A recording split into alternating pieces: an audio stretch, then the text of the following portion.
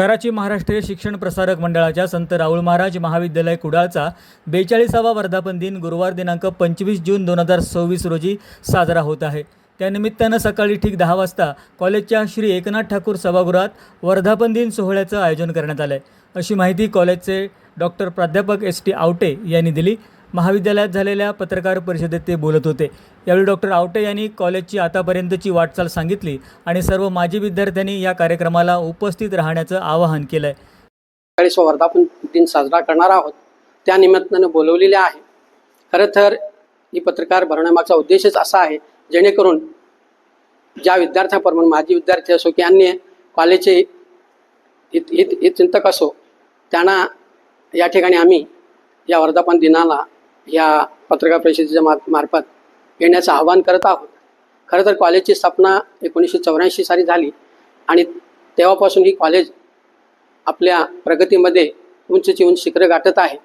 Arts आणि commerce हे दोन शाखापासून झालेली कॉलेज सुरू आज, त्यानंतर BSc झाली, त्यानंतर BMS, BAF, IT, CS, त्याचबरोबर यामध्ये BScमध्ये मॅथमॅटिक्समध्ये PG, पोस्ट ग्रॅज्युएशन MSc सुरू केलं, जिओलॉजीमध्ये PG सुरू केलं, त्याचबरोबर केमिस्ट्रीमध्ये PG सुरू केलं, MSc, कॉमर्समध्ये MCOM सुरू केलं आणि IT मध्ये देखील MSc सुरू केलेले, आपण CS मध्ये MSc सुरू केलेले आहे।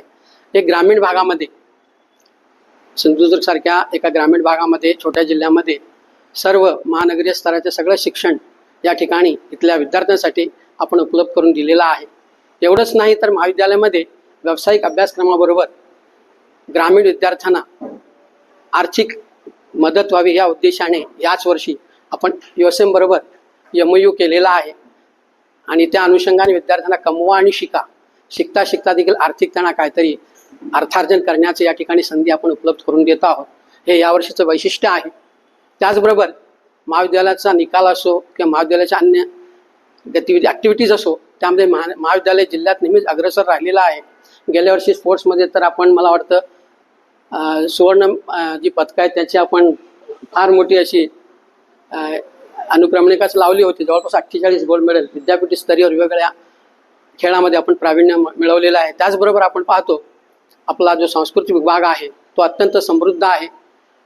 विद्यापीठ आपल्या या ठिकाणी गेल्या वर्षी जिल्ह्याचे युवा महोत्सव भरवतं।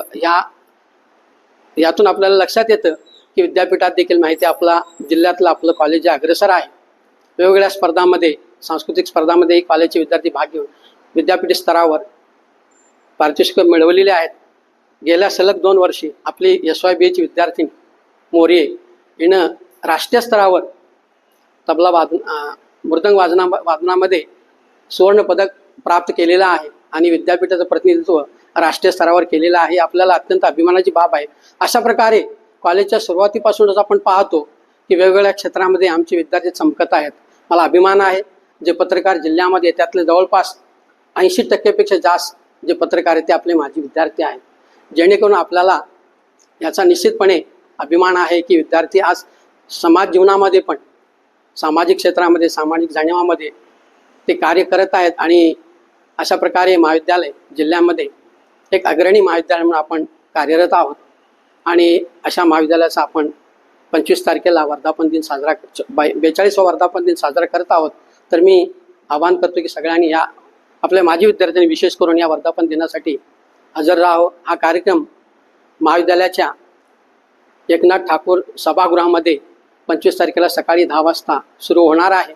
या कार्यक्रमासाठी अध्यक्षीय पद आपल्या संस्थेचे उपकार्याध्यक्ष सन्माननीय अरविंद शिरसाट सर भूषवणार आहेत।